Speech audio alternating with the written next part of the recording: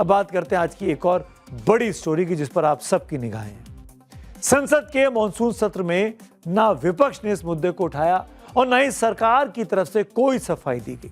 मेरे साथ लगी इन तस्वीरों से आप समझ सकते हैं कि मैं किस मुद्दे की बात करने वाला हूं। यह मुद्दा आपकी हमारी जेब से सीधे तौर पर जुड़ा हुआ है, लेकिन हम चक्रव्यूह में आज फिर इस मामले को उठा रहे हैं।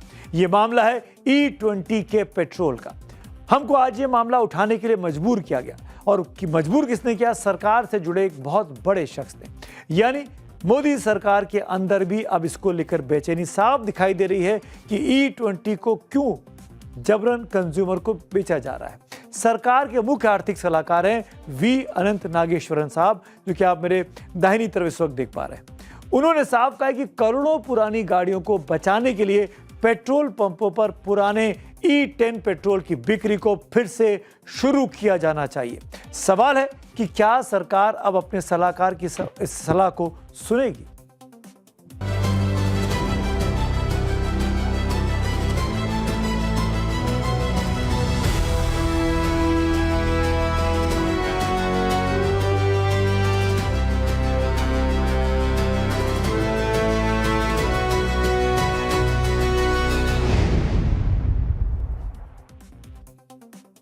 सरकार के मुख्य आर्थिक सलाहकार यानी चीफ इकोनॉमिक एडवाइजर वी अनंत नागेश्वरन ने आगाह किया है कि E20 पेट्रोल यानी 20% एथेनॉल वाले पेट्रोल से न सिर्फ पुरानी गाड़ियों को भारी नुकसान हो रहा है, बल्कि इससे देश की खाद्य सुरक्षा और जल स्तर पर भी बड़ा संकट मंडरा रहा है। CEA नागेश्वरन ने द इंडियन एक्सप्रेस के अपने आर्टिकल में साफ लिखा है, E20 पेट्रोल से पुरानी गाड़ियों को भारी नुकसान हो रहा है। देश में इस समय करीब 8 करोड़ पुरानी बाइक और स्कूटर सड़कों पर है, जो कार्बोरेटर तकनीक पर आधारित हैं और BS4 नियमों से पहले के बने हुए हैं। नागेश्वरन ने इन गाड़ियों को लेकर गंभीर चिंता की ओर इशारा करते हुए लिखा कि एथेनॉल में ऑक्सीजन ज्यादा होती है। पुरानी गाड़ियां हवा और पेट्रोल के इस नए मिक्सचर को एडजस्ट नहीं कर पाती, जिससे इंजन जल्दी और ज्यादा गर्म होता है। E20 पेट्रोल के इस्तेमाल से गाड़ियों के अंदर लगे रबर के पाइप और पुर्जे धीरे धीरे गलने या खराब होने लगते हैं। चीफ इकोनॉमिक एडवाइजर ने सलाह दी है कि जब तक इन 8 करोड़ गाड़ियों में जरूरी मॉडिफिकेशंस ना हो जाएं, तब तक पेट्रोल पंपों पर पुराने E10 पेट्रोल की बिक्री जारी रहनी चाहिए, ताकि आम आदमी की गाड़ियां खराब ना होने पाए। आर्टिकल में भले ही इसे CEA नागेश्वरन का निजी विचार बताया गया हो, लेकिन सवाल यह कि जिस E20 प्रोग्राम से सरकार अरबों रुपए बचाने का दावा कर रही है, क्या उसके छिपे हुए नुकसान उस बचत से कहीं ज्यादा हैं? और क्या सरकार वाकई अपने सबसे बड़े आर्थिक सलाहकार की सलाह को सुनेगी? अब आप सोच रहे होंगे कि जिसने देश के एथेनॉल ब्लेंडिंग पॉलिसी पर इतने बड़े सवाल खड़े किए, वो अनंत नागेश्वरन आखिर हैं कौन और सरकार में उनकी कितनी बड़ी हैसियत है? तो चलिए जल्दी से हम आपको पहले ये बता देते हैं। वी अनंत नागेश्वरन भारत सरकार के मुख्य आर्थिक सलाहकार हैं। वित्त मंत्रालय में यह सबसे बड़ा सलाहकार का पद होता है। देश का आर्थिक सर्वेक्षण यानी इकोनॉमिक सर्वे इन्हीं की देखरेख में तैयार किया जाता है। सरकार कोई भी बड़ी आर्थिक नीति जब बनाती है तो उसमें CEA का इनपुट सबसे ज्यादा अहम रखता है। जब सरकार का अपना मुख्य अर्थशास्त्री किसी नीति पर सतर्कता बरतने की सलाह दे रहा है, तो इसका मतलब है कि कहीं ना कहीं खतरे की घंटी तो बज रही है। एक्चुअली सरकार को अपने सलाहकार की बात सुननी चाहिए, क्योंकि उसके रीजन है। देखिए, लॉजिस्टिक की प्रॉब्लम जो है वो इस समय ज्यादा बड़ी प्रॉब्लम है और इसको एक दिन में सॉल्व नहीं किया जा सकता है। इसीलिए सरकार को चाहिए कि अभी कुछ दिनों के लिए E10 की सप्लाई को कंटिन्यू किया जाए, एटलीस्ट 50% पेट्रोल पंप पर, ताकि जो लोग E5, E10 व्हीकल ले रहे हैं उनको क्लीन फ्यूल मिल सके। आमतौर पर सरकारी योजनाएं लेट लतीफी के लिए जानी जाती हैं, लेकिन देश में एथेनॉल ब्लेंडिंग का सफर उम्मीद से ज्यादा तेज दिखा रहा है। 2013 और 14 के दौरान पेट्रोल में सिर्फ 1.5% एथेनॉल मिलाया जाता था, लेकिन 2022 में सरकार ने 10% एथेनॉल मिलाने का टारगेट समय से पहले पूरा कर लिया। सरकार ने इसी साल पेट्रोल में 20% एथेनॉल ब्लेंडिंग कर E20 का टारगेट भी 5 साल पहले हासिल कर लिया। सरकार भले ही E20 को टारगेट समय से 5 साल पहले पूरे कर अपनी पीठ थपथपा रही हो, लेकिन यह भी अब सच है कि देश की सड़कों पर चलने वाली करीब 80% से ज्यादा पेट्रोल व्हीकल्स E20 कंप्लायंट यानी उनके अनुकूल नहीं है और देश के मुख्य आर्थिक सलाहकार की चिंता इन्हीं गाड़ियों को लेकर है। जरूरी था कि सरकार E10 पे काम करे और शायद उनकी सलाह बिल्कुल सही है। हम भी 2025 से डिमांड कर रहे हैं लगातार कि प्लीज E10 की सप्लाई को भी रेगुलर रखें E20 के साथ में, क्योंकि E20 का अलग पर्पज है और E10 की अलग रिक्वायरमेंट है और अपनी रिक्वायरमेंट के हिसाब से फ्यूल हमारे पास होना बहुत जरूरी है। सीईए नागेश्वरन की चेतावनी का दूसरा हिस्सा आप समझिए, उनके लिए भी बहुत मायने हैं जिनके पास किसी तरह की गाड़ी नहीं है।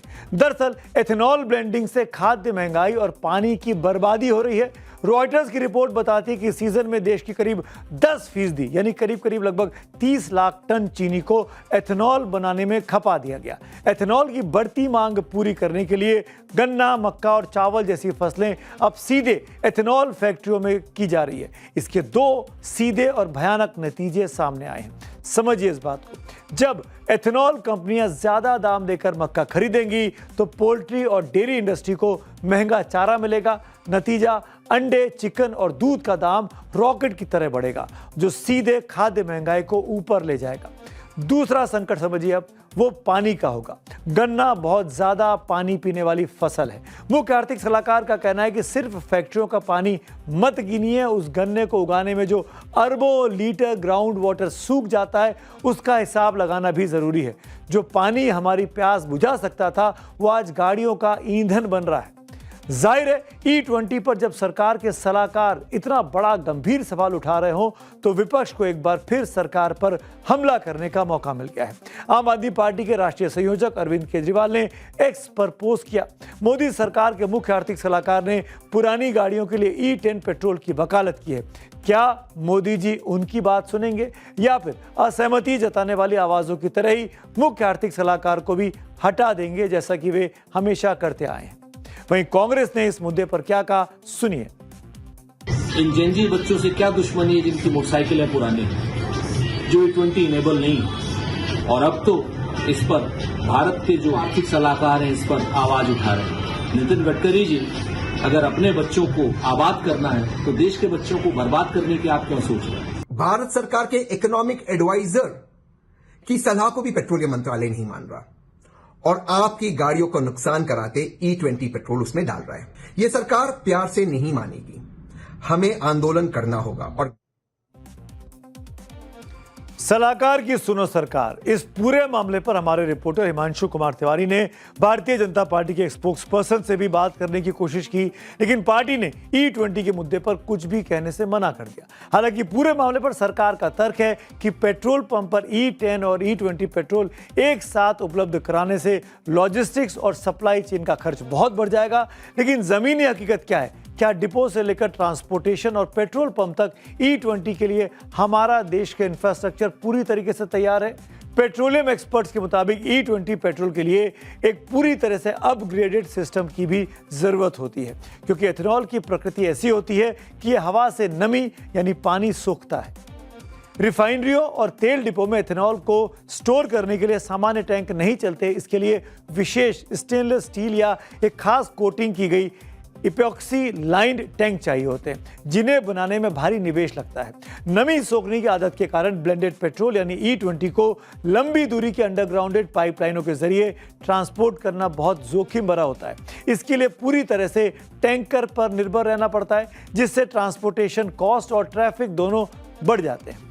पेट्रोल पंपों पर E20 के लिए अलग अंडरग्राउंड टैंक और विशेष डिस्पेंसर लगाने की जरूरत है, जिनके अंदर के पुर्जे एथेनॉल प्रूफ हों। भारत में हजारों पंप E20 देने लगे हैं, लेकिन E10 और E20 दोनों को एक साथ स्टोर करने की क्षमता देश के 70% से ज्यादा पंपों के पास आज भी नहीं है। E20 के लिए जो लॉजिस्टिक चेंजेस की जरूरत है, जैसे टैंकर्स को बदलना जरूरी है, अंडरग्राउंड टैंक को बदलना जरूरी है, डिस्पेंसिंग सिस्टम को बदलना जरूरी है, इवन डिपो लेवल पर भी काम करना जरूरी है। जब ये सारे काम कंप्लीट होते जाएं तब E20 की डिस्पेंसिंग इंक्रीज की जा सकती है। तो एक तरफ सरकार का तर्क है कि E20 से कच्चे तेल के इंपोर्ट में कमी आई है और विदेशी मुद्रा की भारी बचत हो रही है। सरकार ये भी मानती है कि इस योजना से किसानों को उनकी फसल की बेहतर कीमत मिल रही है और सरकारी टेस्टिंग में गाड़ियों के इंजन को बड़े नुकसान के सबूत सरकार को नहीं मिले हैं। थोड़ी बहुत माइलेज में कमी हो सकती है, लेकिन CEA नागेश्वरन ने ये नहीं कहा। वो कहते हैं कि इथेनॉल योजना को बंद कर दिया जाए, ये बिल्कुल नहीं कहा। मैं साफ कर दूं, उनकी सलाह बिल्कुल क्लियर है। ऊर्जा सुरक्षा से होने वाले फायदों की तुलना उन अनदेखे नुकसानों को जरूर की जानी चाहिए जो हमारे कृषि क्षेत्र और खाद्य अर्थव्यवस्था को सह रहे हैं, उन पर पड़ रहे हैं। इसीलिए बहुत जरूरी है कि बैलेंस बनाया जाए। पुरानी गाड़ियां जब तक सड़कों पर हैं तब तक E20 पेट्रोल गाड़ियों के लिए नुकसानदायक है, तो E10 को उपलब्ध कराया जाना चाहिए। अब बात करते हैं कार्यक्रम के आखिर में मेरे फेवरेट सेगमेंट यानी पब्लिक व्यू की। अविनाश पांडे E20 पर पोस्ट लिखते हैं, भारत दुनिया का सबसे बड़ा लोकतंत्र है। जनता की मांग को देखते हुए सरकार द्वारा सिर्फ E10 ही नहीं बल्कि शुद्ध पेट्रोल का विकल्प भी अब दिया जाना चाहिए। हेमंत सोरेन के मुद्दे पर शांतनु गोस्वामी का पोस्ट है, सोरेन सरकार ने छात्रों की बात मानकर लोकतंत्र को मजबूत किया। CBI जांच की मांग भी मानेंगे, ऐसी उम्मीद कर सकते हैं।